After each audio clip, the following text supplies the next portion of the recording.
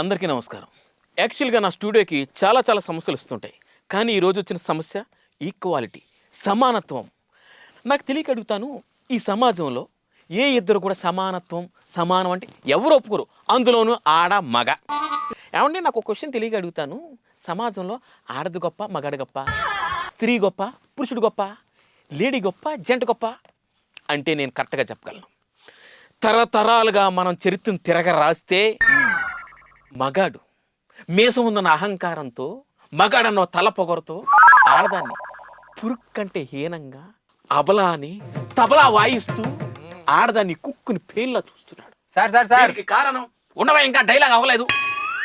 అటువంటిది మగాడు ఎందుకు అంత అహంకారం ప్రదర్శిస్తున్నాడు? మీసం ఉందనే కదా. ఆడదానిగా చూడండి. ఈ మగాళ్ళు ఈ మగ అహంకారం ఎంతకాలం ఈ అబలల్లో తబలాలా కాదు, ఆది పరాశక్తులై పోరాడి ఈ మీసం ఉన్న మగాళ్ళని కస్సా తొక్కేయాలి. కానీ ఆడవాళ్ళకి ఎంత ధైర్యం ఎక్కడి నుంచి వస్తుందండి? రాదు. అందుకే ఒక అబల నా స్టూడియోకి వచ్చి కుయ్యో మొర్రో అంటే రామ్మ న్యాయం చేస్తానని స్టూడియో తీసుకొచ్చాను. ఆ అబల మగ అహంకారికి ఎలా నుజ్జు అయిపోయిందో మనం చూద్దాం. అయిందా మీరు చెప్పడం? అసలు ప్రాబ్లంతో వచ్చింది నేను కదా సార్. మీరు ఇందా నుంచి ఆడది ఆదిశక్తి పరాశక్తి అంటారేంటి? అసలు ప్రాబ్లంతో వచ్చింది నేను. అబలా అంటున్న ఆ అబల చేతిలో తబలాలాగా వాయించబడింది నేను. ప్రాబ్లంతో వచ్చింది నేను సార్.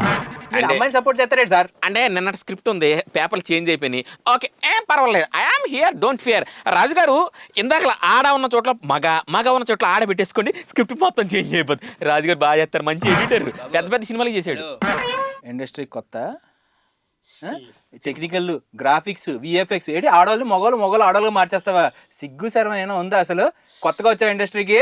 చిచి, ఈ గూగుల్ వచ్చిన తర్వాత అందరికి టెక్నాలజీ మీద గ్రిప్ వచ్చేసింది. పీకేస్తాం.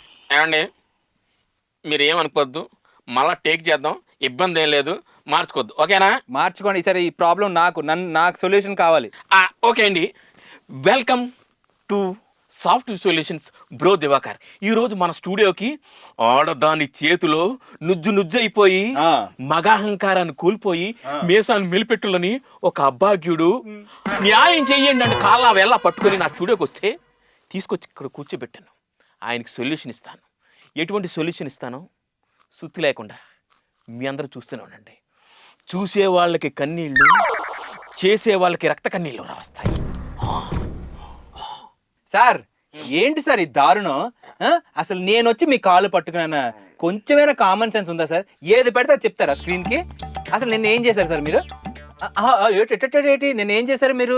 నా దగ్గరికి వచ్చి బాబా నన్ను బతిమాలి, నీకు తెలిసిన ఎవరైనా అమ్మాయి ఉంటే తీసుకురా, అబ్బాయిలకి సమానత్వం లేదు, ఆడవాళ్ళు తొక్కేస్తున్నారు, గాడిద గుడ్డు, మీరు సైకిల్ ఏమీ చెయ్యొద్దు ఇక్కడ అనమాట. అబ్బా ఆడదు, ఇదే అబల సబల కత్తి కటారు. చూడు సత్యబాబు, ఇది కెమెరా ముందు నువ్వు అలా మాట్లాడకూడదయ్యా. ఎందుకు మాట్లాడకూడదు? యాక్చువల్గా మన కాన్సెప్ట్ ఏంటో, ఆడదాని చేతిలో అన్ని కూలిపోయినటువంటి ఒక అపాగ్యుడైన మగాడికి న్యాయం ఏ విధంగా చేయాలని మన కాన్సెప్ట్ కదా. మరి అలాంటప్పుడు మీరు ఏం చేయాలి? ఫస్ట్ నుంచి నా గురించి చెప్పాలి, నా బాధలు చెప్పాలి, నేను పడే కష్టాలు చెప్పాలి. మీరు అమ్మాయికి ఎలివేషన్ ఇస్తారేంటి సార్? అసలు ఈ ప్రోగ్రామ్ లో I want equality sir, I want న్యాయం. సత్యబాబు, మన ప్రోగ్రామ్ లో మనం ఎంత తక్కువగా చూపిస్తామో బయట పబ్లిక్ అంత ఎలివేట్ అవుతారయ్యా. గుడ్డేం కాదు, అక్కడ మొత్తం అందరూ జనాలు అందరూ వచ్చేసి మమ్మల్ని ఇంకా తొక్కియడానికి మీరే కదా సార్ మాకు ఎలివేషన్ ఇవ్వాలి. అప్పుడే బయట మాకు ఎలివేషన్ వస్తుంది. I want equality sir, I want equality. సరే సార్, మరి నేను బయలుదేరుతా. ఏమ్మా పేరెంట్ అనుకు వచ్చాను వెళ్ళిపోతున్నావు? లేకపోతే ఏంటి సార్, లేకపోతే ఏంటి? నన్ను ఎందుకు పిలిచారు షోకి? అంటే మళ్ళీ మగాళ్ళు ఆడాలు ఈక్వాలిటీ అని పెద్ద మాటలు 10,000 తీసుకున్నారు, నన్ను ఈ షోకి హైలైట్ చేస్తా అని చెప్పారు. ఇప్పుడు వచ్చి మీరు మాట్లాడుకుంటారేంటి సార్? నేను బయలుదేరుతా. 10,000 తీసుకున్నాడా? అవును, నా దగ్గర కూడా 10,000 తీసుకున్నాడు కదా. నువ్వు 10,000 ఇచ్చావు అని తెలిసే నేను కూడా 10,000 ఇచ్చా, ఎందుకంటే సమానంగా ఉండాలి కాబట్టి. ఏ bro Divakar, what is this?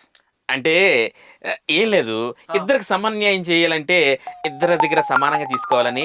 నీ దగ్గర తీసుకుని ఆవిడ దగ్గర తీసుకోకపోతే బాగోదు అని, ఆవిడ దగ్గర తీసుకుని నీ దగ్గర తీసుకోపోతే బాగోదని ఇద్దరికి సమన్యాయం చేసేస్తాను. మీరేం టెన్షన్ పడద్దు సార్. స్టార్ట్ చేయండి సార్. చూడండి, మనం కనుక ప్రోగ్రాంలోకి వెళ్తే. హలో, మన ప్రోగ్రాంలో లేవా ఇప్పుడు? హలో సత్యబాబు, ప్రోగ్రామ్ మధ్యలో ఎలిట్ కలిగే మాకు ప్రోగ్రాంల కంటే ఎపిసోడ్ స్టార్ట్ అవుతున్నా ఉన్నాయి. Welcome back to soft solutions. యాక్చువల్గా ఒక కంపెనీ వాడు తాళం తయారు చేసినప్పుడు దాని కీ కూడా తయారు చేస్తాడు.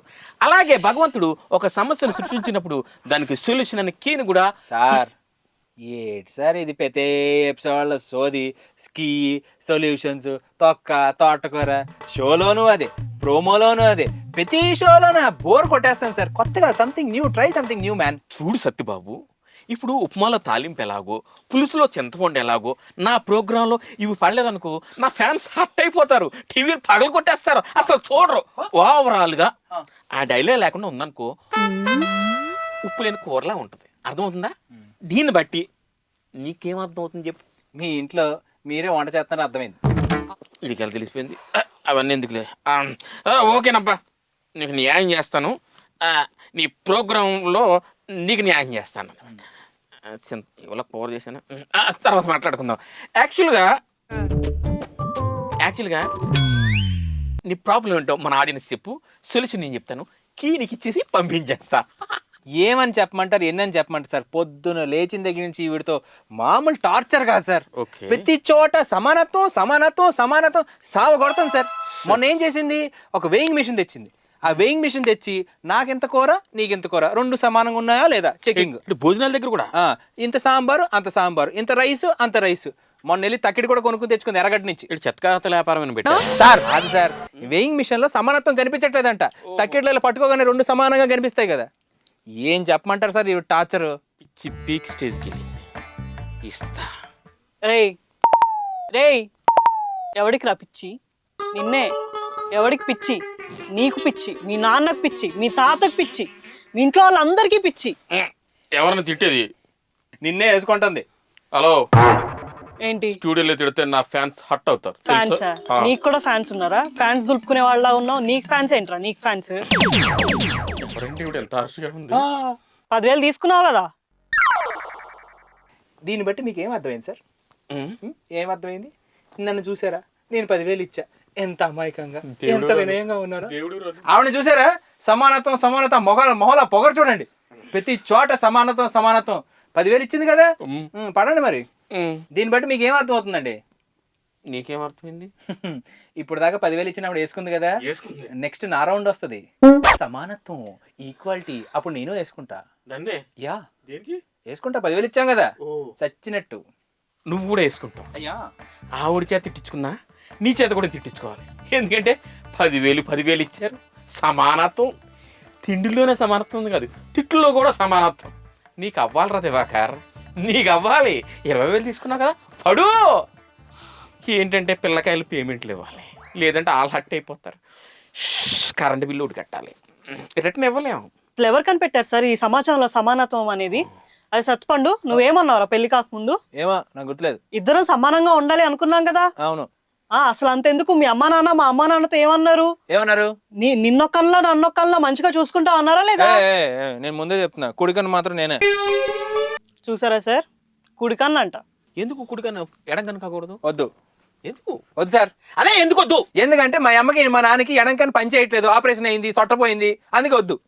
ఓ చూసారా సార్, బాగా కనిపిస్తుంది కాబట్టి కుడికన్ను. యా. ఎడం కన్ను బాగా పనిచేయట్లేదు కాబట్టి ఎడం కన్ను ఆవిడ.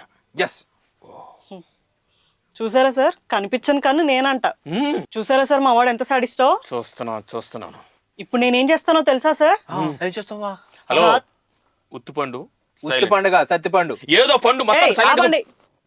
నువ్వు చెప్పు. ఇప్పుడు నేనేం చేస్తానో తెలుసా?